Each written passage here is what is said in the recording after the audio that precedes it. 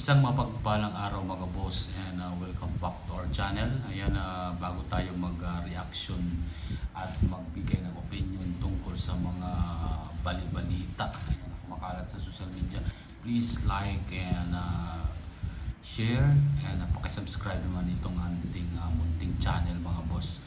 Lalong-lalo na sa mga trolls dyan, anak ng pating mga trolls dyan, no? Please subscribe mga trolls. Yan, maraming salamat.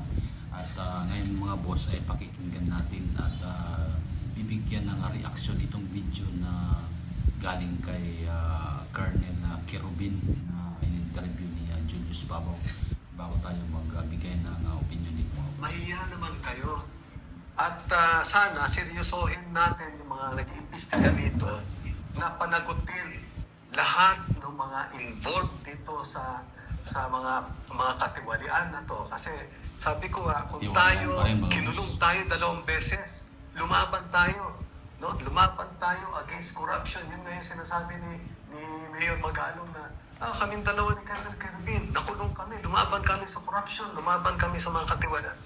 Ikulong ninyo yung lahat, panagutin ninyo yung lahat ng mga involved dito sa mga anomalya na to. Sa pagkilos ng mga mas bata na mga sundalo. Depende rin yan. Kung sino nga yung mga senior officers na to, di ba? Sabi ko nga, may mga senior officers kasi, mga retired generals, no, na we should be, in all honesty, may mga bagahe, may mga faction, may mga ano sila, Mga interest. may interest sila, di ba? May mga sinusulong na mga leader. Yeah. Kaya yun yung sinasabi ko nga kay Chief of Staff na be more discerning. Be more discerning. Kasi otherwise ilan ulit no, kung babagsak na naman yung economy, babagsak na naman yung talagang Of course, we share yung sentiment ng mga tao na talagang galit, no? Yes. Ikaw, idaamin mo naman sa akin na galit ka. Galit ka talaga. Masama loob mo sa mga narinig mo, nababalitaan mo. corruption. Mas lalo na siguro yung mga hindi masyadong kalakihan yung sinasahod, di ba? Tapos mapapanood mo sa news, ang yayaman itong mga politikong ito. ito hindi ko naman i-encourage kasi syempre sentimento na sentimento pagka nakita nila siguro yung dami ng tao na nandyan, no? Pwede magbago. Critical mass ang sinasabi nila. Tama. Baka pwede magbago. Alam mo, nasa tayo na we were just probably waiting for the tipping point. Etong ginagawa nila na investigasyon kasi maganda ito. It gives us sa mga ordinaryo na hope. Kaya lang kasi nung nawala si Mayor Benji Magalong, for example, nag-resign din si Big Lacson sa kami kunwari sa akin na naniniwala dito sa dalawang tao na to. Parang nababawasan yung aking Yung faith. faith. Sabi ko sana tapos nabalitaan ko yung daw ICI hindi na raw closed door daw yung hearing. Closed door, yes. Well, At wala silang contempt powers. Akala ko Recommendatory lang sila. akala ko noong una, narinig ko one time kasi si Secretary Vince Dizon na nagsasabi na i-iba yung ginagawa nila na investigasyon sa ipapublish daw nila yung yung ongoing na investigation, kung anong nangyari, anong kinailan ng kaso, ganyan, to be transparent. Ongoing na investigation, kung anong nangyari, anong kinailan ng kaso, ganyan, to be transparent. Well, sa akin, maganda yun, di ba? Ang taong bayan kasi naghahanap sila talaga na Nakasagutan sa mga tanong nila. sa nangyayari ngayon, di ba? So mas gusto mo na open yung ICI sa public? Yes. Dapat gano'n. Yeah, dapat i-open nila and then kahit na sa mga nanood, gusto mong manood, di ba? Then kasi kung patago ito, nako sabi ko, yung worry nung iba dyan na baka na naman Focus may lang yung mga secret boss. ka, Hindi kasi nila wala na. So ibig ko sabihin na, yung Colonel, may imbestiga. danger kapag naramdaman ng taong bayan na parang merong mga pinoprotektahan Yes. na mga tao, no? And ako naniniwala pa doon sa sinabi ni Senator Ping na sundan natin yung ebidensya. Huwag tayong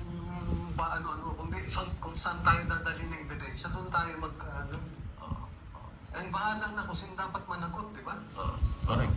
Kung ang tinumbok na ebidensya doon, so bigyan.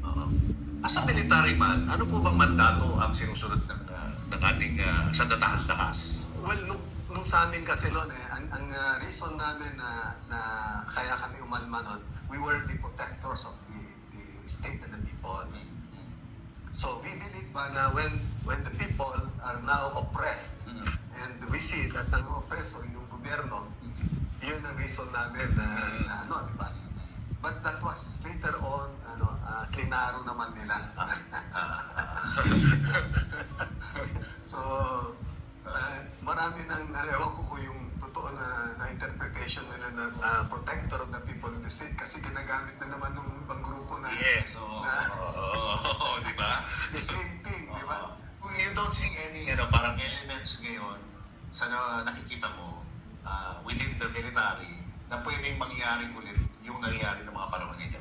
Wala pang gano'n. Wala pa ako Wala ka nakikita nakikita. kasi i-email din ang meditation nila. Meaning, kung susugal ba sila, itataya nila itong parang is it Worth it. Yeah. Minsan, hindi ba nila maitago yung nila? So, nag-post nila sa social media. Okay. Kaya sabi ko nga, take it from me. Hindi nga tayo nakapag-general kasi we speak our mind out. Kasi, would you believe ba na may kaibigan tayo, na nagsabi, solusyon lang dito lahat ng mga bagong graduate ng PNA, bagong graduate ng PNPA, gawin yung ginawa ni yung magdalo, cut yung tapos lahat daw ng bilyonaryo, ganyan, buksan yung mga accounts nila, kung ill-gotten wealth, ibitin nila. Sabi ko, masyado naman. So, may mga ganun na sila. Sabi mo, bagong graduate. Bakit ka mo bago na graduate? Walang bagahe. Laban. Alam niyo mga boss, isa lang naman yung ibig sabihin dito ni dating ni Colonel Kerubin. Ang kailangan lang talaga dito yung transparency. Tulad niya na nagtatag sila ng independent infrastructure. Dapat yan na nilalive yan yung mga investigasyon kasi para yung taong bayan malaman kung sino talaga yung may sala dyan. Pero actually, makikita natin mga boss dito sa mga balita sa social media, lalong-lalo dun sa Senate Blue Ribbon Committee. Napakalinaw mga boss, kay Gutesa na lumitaw na isa yung nagdadala ng pera. Ayan, doon nagbigay ng mali-malitang basura na kung tawagin nila, pero ang laman pera ay napupunta yung kay Saldico, then kay Martin Romualdez, at nung huli nilang dinala doon sa malapit sa Malacanang. So ang taong bayan na hindi mo masisisi na magduda at talagang halatang halata mga boss.